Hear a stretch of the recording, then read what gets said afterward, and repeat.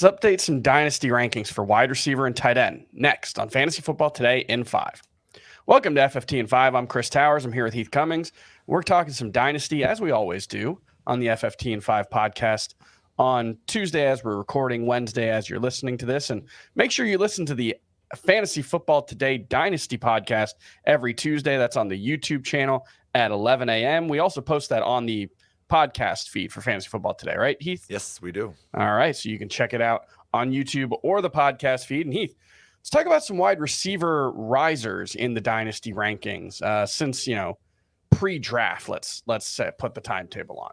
Yeah, two of them. One of them, there's a news item that makes sense, Garrett Wilson, because the trade for Aaron Rodgers was finalized, and I think Garrett Wilson's a star. He's up to wide receiver 5 now, and what I wrote in my most recent article about him was, if he gets off to a wide receiver 1 start of the season, it probably takes until October before he's right behind Justin Jefferson and Jamar Chase.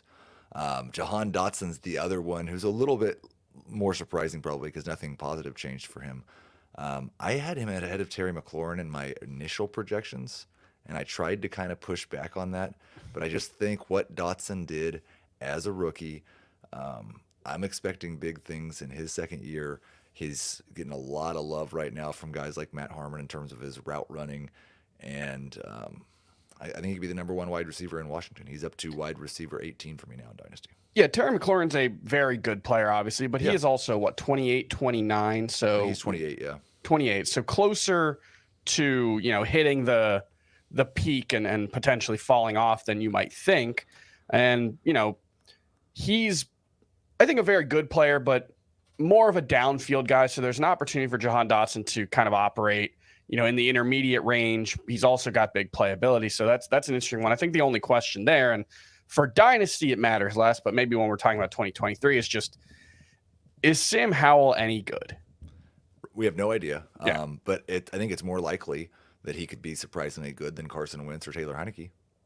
That's fair. Yeah. I mean, I think my expectations are pretty low. And so for this season, I think, McLaurin's like a solid wide receiver 2, Dotson more like a high upside wide receiver 3. But you did make an interesting comparison on Twitter that I want to talk about, comparing Jahan Dotson in his 12 games to Christian Watson.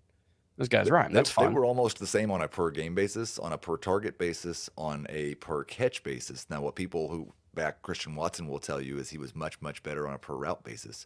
And I question that a little bit in rookies when we're comparing a guy who never ran more than 31 routes in a game and only did that twice to a guy who averaged 31 routes per game in Jahan Dotson. So Dotson was more the full-time player from the beginning. Mm-hmm. Watson gets a little bit of credit for doing much better when he was on the field and assigned to run routes.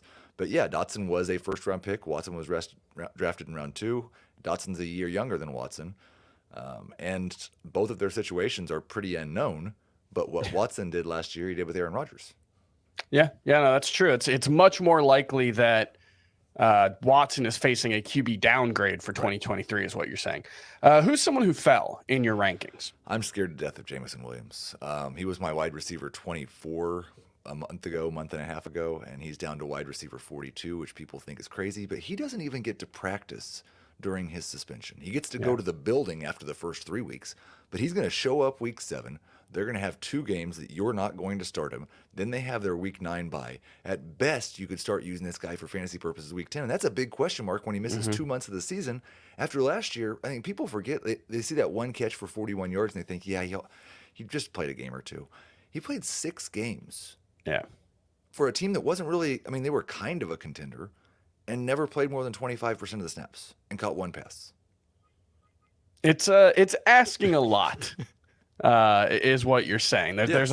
It's been a really tough start to the career for Jameson Williams, and he's got a lot of hurdles to overcome to live up to expectations. I think I'm getting some real Trey Lance vibes. That's fair. Yeah, that's interesting. That's an interesting comp. Let's move on to the tight end position and talk about a riser there in your rankings. It's Chig Okonkwo, and I was a little bit behind the hype on him before the draft, but they did basically nothing. Like, it's Traylon Burks and Chig Okonkwo, and he was wild. Not a Racy McMath fan? I'm not a big Racy McMath fan. He didn't really earn the volume and wasn't quite a full-time player last year anyway, but I have much more hope that they think that he could be this year. Remember, they had Austin Hooper there for most of last year. I think he could be a 75% of the snaps guy. He was really, really efficient, does a lot of stuff downfield, kind of an unknown man's Kyle Pitts in that offense because it's a low volume pass offense and their tight end's their number 2 target. But he's up to tight end 13 now. Still not quite a starter for me, but getting close. Yeah, I think that's right around where I have him ranked for 2023. And look, at tight end, there are so few options. I know this is considered a very talented rookie class, so that could change, but there are so few good options that, dynasty value versus redraft value, there's not a lot of divergence in the rankings there, I would imagine. Who's someone who's moving in the wrong direction for him? Dawson Knox absolutely cratered when his team, and he got the big contract too, so good for him. Like, he's still going to make some money. But I think Dalton Kincaid's going to eat up most of the red zone targets, most of the tight end targets, even if he's playing in a slot wide receiver situation. Dawson Knox going to do more blocking than we had previously anticipated. He fell from tight end 13 to tight end 46. Wow. Are there even 45 tight ends in the NFL? There are more than 45 tight ends in the NFL.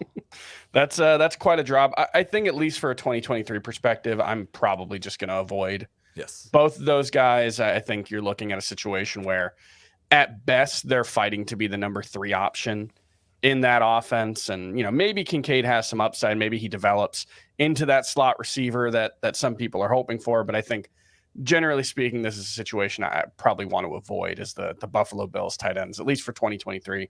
Kincaid obviously has upside for more than that beyond, but that's where we are right now. And that's going to do it for this episode of FFT5. As we said earlier, make sure you check out the Dynasty specific episodes of Fantasy Football Today for more from Heath. Make sure you go to cbssports.com/fantasy. Check out the Dynasty Central landing page with all of Heath's content. And we'll see you next time.